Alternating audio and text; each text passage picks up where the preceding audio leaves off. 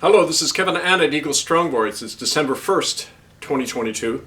I'm speaking to you from the Sovereign Republic of Canada, formerly the Dominion of Canada, speaking on territory of the Cree people, not far from where a massacre of 10 Cree occurred in eastern Saskatchewan earlier this fall in September. Now, I'll be commenting on this today because it's been in the news again. It indicates what we mean when we say the genocide is ongoing in Canada. It involved the massacre of 10 Cree Indians out of the blue, and at the same time, the appearance of a company called Rio Tinto on their land to dig up diamonds discovered on their territory. Well, interestingly, 6 of the 10 people killed were direct relatives of the chief who was opposing the mining, and the 2 suspects to the murder both conveniently died shortly after that, one of them in RCMP custody. Now here is the commentary and more you can do to prevent this kind of genocide. I entitled it Mass Murder, Cover-Up and Payoffs Following the Big Money Behind the Cree Nation Massacre. The scenario was a familiar one. Stage a conspicuous killing, kill the killers, and buy everyone's silence. But why has it happened on an obscure Indian reservation in eastern Saskatchewan? And why are the Prime Minister, the Governor General, and the Archbishop of Canterbury all implicated? The answer can be found in 2 words: Rio Tinto, or more specifically, diamonds. Canadians have become numb to the sight of guilty priests and politicians shedding crocodile tears for their Aboriginal victims. But this recent revealing spectacle is one for the books, even for Canada, for it involves the richest and most destructive mining company in the world and its exclusive ties with the British monarchy. It all seemed to start last September 4th when 10 members of the James Smith Cree Nation were found stabbed to death. One man was swiftly named by the police as the lone killer, Miles Sanderson, who was arrested by the RCMP on September 7th. But then Miles conveniently died while in RCMP custody, and the other suspect, his brother and accomplice Damien, was found dead in a nearby field. If this double death of both suspects wasn't strange enough, a veil of official silence quickly descended on all the killings. Band members were muzzled, and a media blackout was imposed by the state-funded band councillors. And Saskatchewan's chief coroner, Clive Weigel, announced on September 21st that the investigative jury would consist only of Native people, even though such discriminatory jury stacking is forbidden under the law. Well, this controlled setup was accompanied by the usual rhetorical condolences from the heads of Canadian church and state. But Governor General Mary Simon, Prime Minister Justin Trudeau, and Archbishop of Canterbury Justin Welby then took an inordinate interest in this particular massacre of Indians. Simon personally visited the reservation, Welby ostentatiously prostrated himself on the ground, and Trudeau not only showed up at the reserve, but promptly gifted the local band $62.5 million. Well, clearly something else was going on besides the need for convicted co-conspirators in genocide to make themselves look good. And that something else is diamond mining, right in the Cree's backyard. The company involved, Rio Tinto, is the wealthiest and most destructive mining company in the world and is closely linked to China and the British monarchy.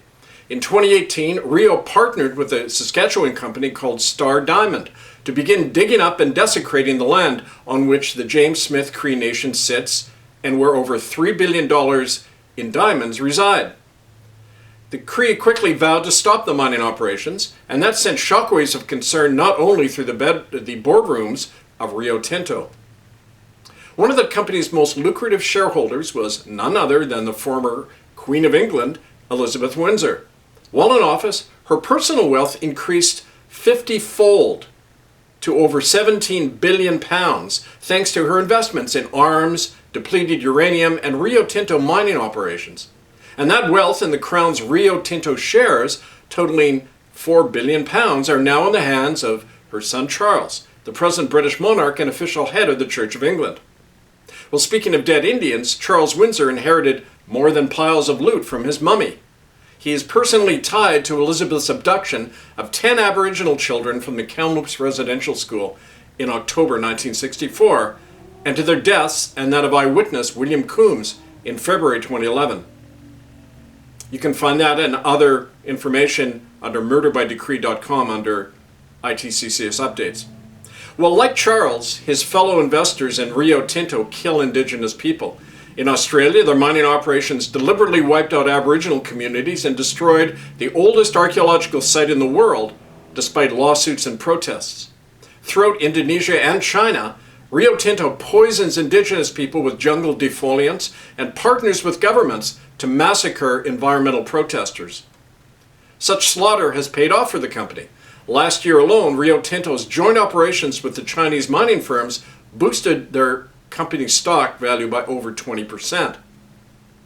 Well, in Canada, Rio has destroyed Indigenous lands and homes by its West Coast Kamano aluminum mining, and it's also poisoned Native families near its Kitimat smelter. It's small wonder that the James Smith Cree Band councillors in Saskatchewan have opposed the Rio Tinto diamond mine on their land. But of course, nobody challenges Rio Tinto easily, not with their friends in London and Beijing. According to a former company consultant, Rio Tinto routinely hires mercenary contractors to either bribe or kill their opponents. The otherwise inexplicable mass murder of the 10 James Smith Cree members bears all the signs of such a corporate death squad operation, including the accompanying distractions and payoffs staged by the British Crown agents Mary Simon, Justin Trudeau, and Justin Welby. Justin Trudeau's bribe of $62.5 million to the James Smith Cree chiefs is just the latest in the usual government hush money that always conceals deliberate genocide in Canada. Well, what's even more conspicuous and not coincidental is that 6 of the 10 murdered Cree people, all surnamed Burns, were direct relatives of Chief Wally Burns, who is the chief opponent of the Rio Tinto mining operations. Well, targeting the family of oppositionists is a common practice in the Aboriginal, church, and corporate world, as I and many others know from personal experience. They simply kill Wally's relatives to tell him to back off. Of course, murder will always come out, including from the mouths of the very people who did it. Archbishop Justin Welby made a revealing blunder after the Saskatchewan massacre. He publicly begged forgiveness from the Cree and apologized to them, as if he and his crown and church were responsible. Well, why else would he say that unless he was admitting that they are to blame, thanks to their heavy investments in Rio Tinto and their cover-up of the company's Saskatchewan massacre? After all, Justin Welby is an old hand in masking the mass murder of natives in Canada. According to Anglican church sources in London and Toronto, during 2011, Welby ordered the destruction of all evidence of Queen Elizabeth's abduction of 10 children from the Kamloops Residential School in October 1964 and Charles Windsor's complicity in their deaths. That included arranging the medical murder of eyewitness William Coombs in Vancouver. Welby also personally supervised the destruction of evidence of killings of children and their secret burial at the infamous Mushhole Mohawk School in Brantford, Ontario, along with his accomplices Anglican Primate Fred Hiltz and Bishop Bob Bennett. And on a final note on that, note the number of people killed in the Saskatchewan massacre. 10, just like the 10 children at the Kamloops School.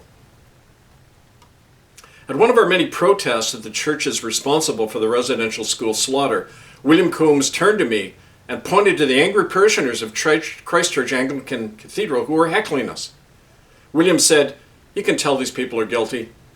Just look at how they're acting." Well, if he was still alive, William would likely make the same observation of Trudeau, Simon, and Welby, and all of those who were helping Rio Tinto commit mass murder for money. The real question is not why these massacres are carrying on, but rather when will the rest of us end once and for all the sick criminal system that's responsible? Welby, Trudeau, and Simon are all convicted felons under international law, against whom standing arrest and reclamation warrants were issued in 2014 and again in January 2022. That's all found at murderbydecree.com under ITCCS updates January 15th of this year. We have the legal means to stop these depredations. It's in our hands now.